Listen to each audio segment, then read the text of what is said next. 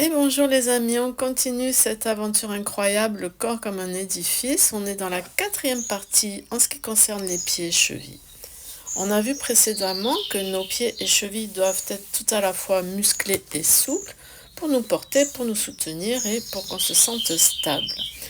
On va essayer de revoir un petit peu comment le poids du corps se répartit sur nos pieds. Donc on cherche une longue colonne vertébrale.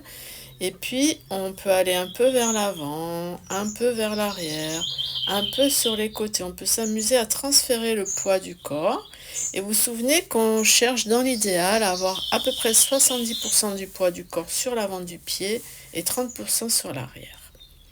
Voilà, prenez le temps de trouver ça. Et puis, on va commencer à activer les orteils. Donc, pour ça, on décolle les talons au plus haut, on ramène au sol.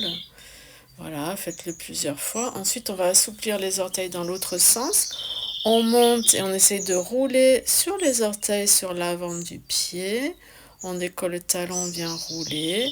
Faites tout doucement si vous n'avez pas l'habitude ou si les orteils sont un peu sensibles. Donc, on décolle le talon et on vient rouler. Voilà, 2-3 fois, c'est suffisant. On se replace.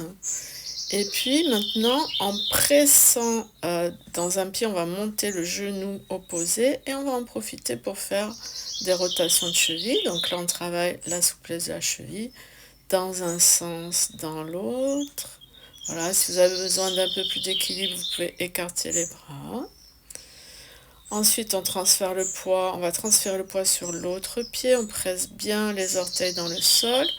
Et pendant qu'on presse les orteils dans le sol, on monte le genou opposé et on y va pour des cercles avec les chevilles dans un sens, dans l'autre. Le haut du corps est bien ouvert, le sommet du crâne qui pointe vers le ciel.